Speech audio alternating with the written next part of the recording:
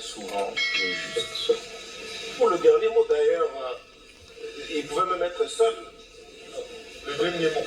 Pour le dernier mot. On assiste. C'est pour le dernier mot. Bien. Même quand vous êtes assis, vous l'assistez. D'accord. Bien, vous avez la parole. La parole, vous appelez que la parole est donnée en dernier lieu au prévenu. Merci beaucoup, Monsieur le Premier Président. Merci également aux distingués et honorables juges. Merci au procureur général près la Cour de cassation pour cette opportunité. Opportunité qui va s'inscrire désormais dans mon histoire politique. De prime abord, étant croyant de naissance, je voudrais commencer par Psaume 34, 19, qui dit ceci: le malheur atteint souvent les justes, et Dieu l'en délivre. We're about to get our asses kicked. Read it, bro. Le Dieu que je sers depuis mon enfance, avec sincérité. Celui pour qui j'ai refusé de me compromettre au ministère de la Justice, en servant les pauvres, les orphelins, les veuves. Il est juste et vivant. Il ne m'a jamais abandonné, quelles que soient les épreuves. Je crois en lui et je sais qu'il me viendra au secours, même en dernière minute. C'est pourquoi ce premier président devait également dire que l'histoire me rétablira et Dieu de mes ancêtres me rétablira et me justifiera, je veux dire. J'ai dû démissionner de mes fonctions de ministre d'État, ministre de la Justice et garde-soi après avoir rendu des loyaux services à la République, pris autant de risques pour ce pays. Face à une guerre d'agression qui était pendante, où tout le monde a lâché, j'étais libre et prêt à donner ma vie pour cette République. Mais aujourd'hui, cette justice que j'ai servie avec tant d'amour m'a tout arraché, mon honneur, ma crédibilité, ma dignité, mon directeur de cabinet.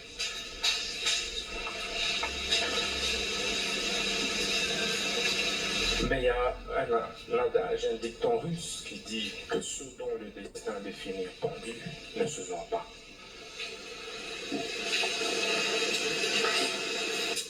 Monsieur le Président, ce procès de ma vie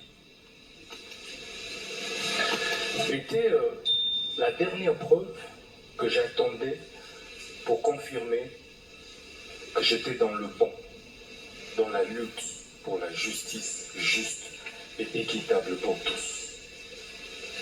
Ça ne me serait pas arrivé, je douterais de moi et de la lutte que j'ai menée depuis l'école, où j'ai créé, alors que je n'avais que 15 ans, l'association de lutte contre la tricherie.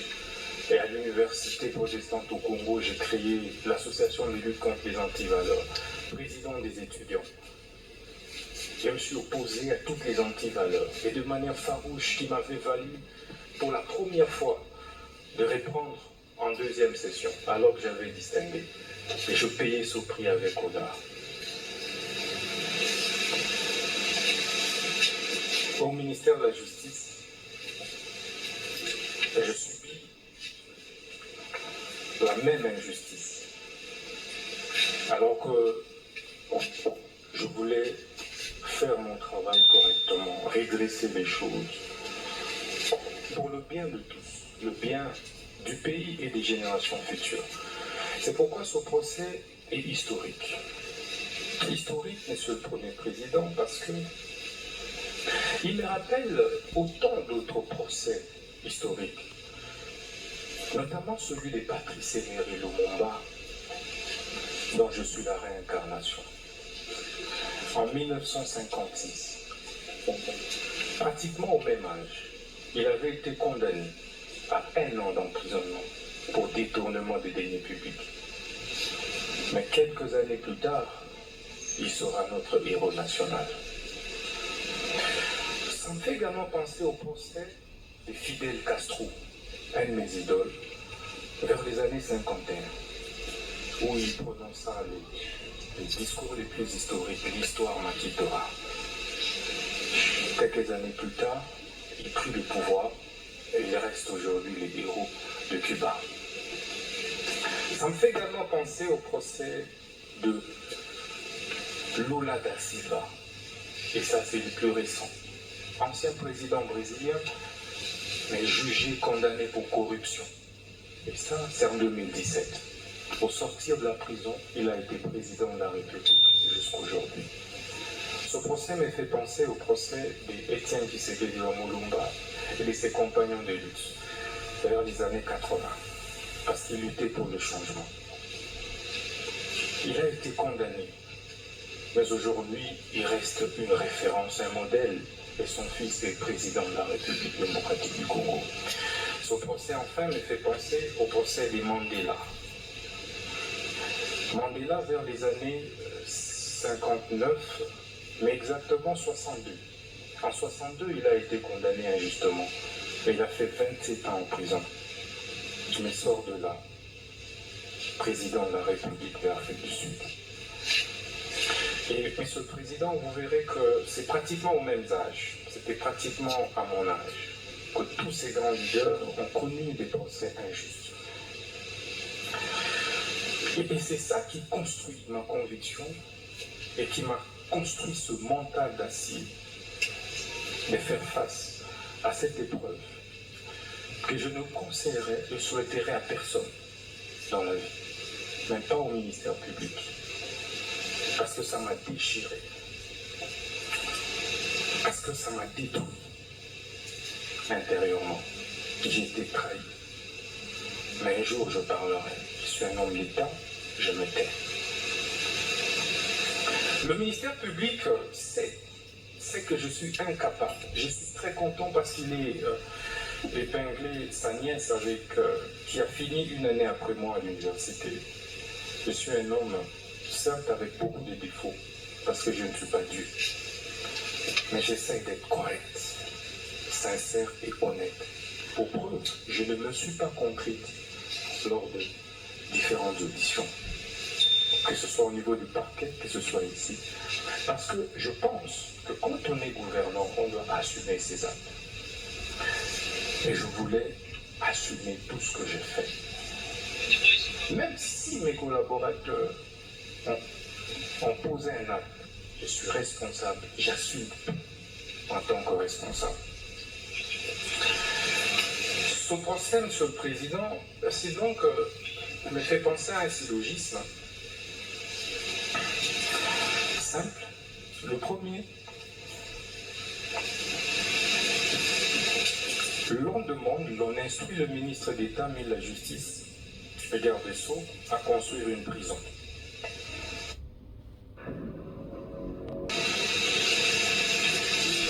Le ministre d'État, ministre de la Justice, s'active à construire cette prison.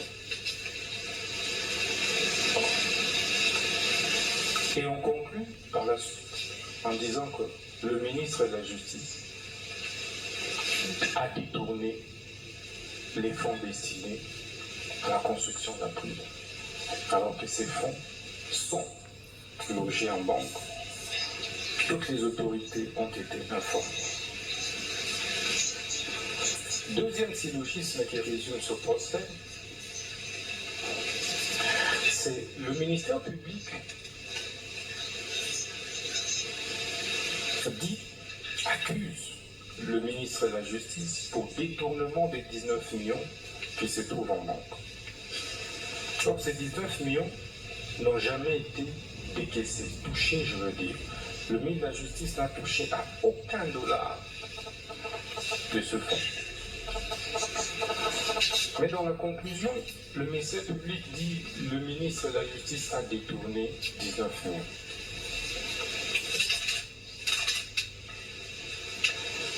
Je suis perdu face à ces syllogismes.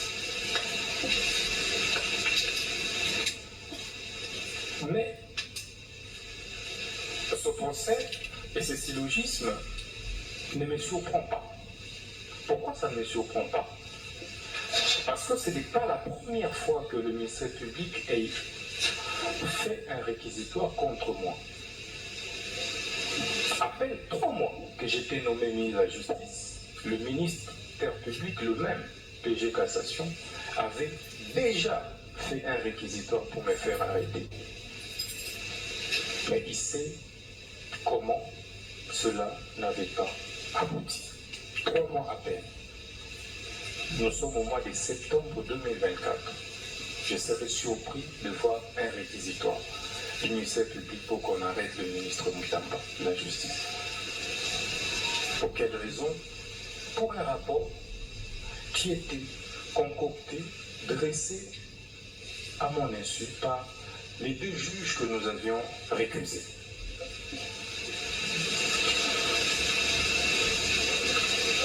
Monsieur le Président, vous comprendrez que ça ne me surprend pas.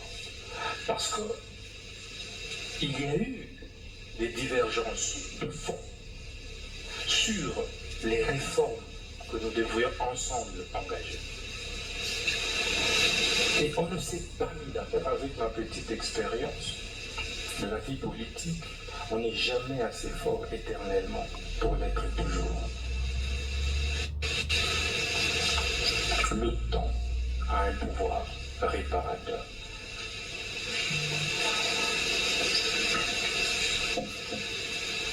Monsieur le Président, j'ai l'avantage d'être jugé par les hauts magistrats, les juges que je connais, que je côtoyais comme ministre de la Justice. Je connais pratiquement votre moralité. Mais c'est pourquoi, lorsqu'on a récomposé ce siège, nous ne nous sommes pas opposés. Parce que nous connaissons votre capacité à être indépendant. Notre combat ensemble a été et a toujours été d'éviter des interférences des politiques sur les judiciaires et de la hiérarchie sur les judiciaires. On a organisé des états généraux pour ça. Je suis heureux qu'il y ait des professeurs d'université qui m'ont aussi fréquenté parmi vous. Par la suite, d'affronter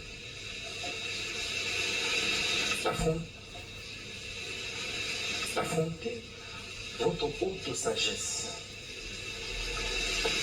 Que vous n'êtes pas obligé, vous n'êtes pas appelé, vous hauts magistrats, la plus haute instance judiciaire de notre pays, à régler nos problèmes de leadership au sein du gouvernement au niveau de la justice. Si je gênais, ce n'était pas la justice. Il y a eu remaniement qui venait de se passer, on pouvait me faire partie par ce remaniement. Mais hélas, on a préféré venir par devers vous. Et je sais que vous êtes sage. Monsieur le Premier Président, vous êtes un grand professeur d'université que nous connaissons. Et c'est même pourquoi vous avez conduit des mains de maître avec sérénité, avec assurance. Vous nous avez donné des assurances d'une justice juste lors du déroulé des débats. C'était calme, apaisé, tout le monde a parlé et je tenais à vous en remercier. Monsieur le Premier Président, messieurs de la Cour, vous avez le choix de condamner un innocent et de l'acquitter en entrant dans l'histoire par la grande porte. Par la grande porte. L'histoire nous renseigne que vos prédécesseurs, qui n'étaient pas plus brillants que vous, qui n'étaient pas plus intègres que vous, ont dû faire valoir la justice. Et la vraie justice. Moi, je crois en vous. Je ne voudrais pas que le réquisitoire du ministère public, qui est malheureusement beaucoup plus personnalisé, nous ne pouvons pas révéler tout ce qui s'est passé dans nos relations entre le ministère de la Justice et parquet, toutes les divergences qu'il y a eu, tout ce qui s'est passé. Vous, en tant que neutre, indépendant, vous direz le bon droit. C'est par ce mot que je tenais à vous remercier du fond du cœur. Il y a certes eu des tensions que le ministère public a qualifiées de propos discourtois. Je retire tous ces propos avec beaucoup d'humilité parce qu'il s'agissait d'un procès de ma vie et que j'étais obligé de me défendre. Donc, je suis et reste très loyal et fidèle envers les institutions de la République, envers mon pays, que je continuerai à servir, quels que soient les cas de figure. Je vous remercie.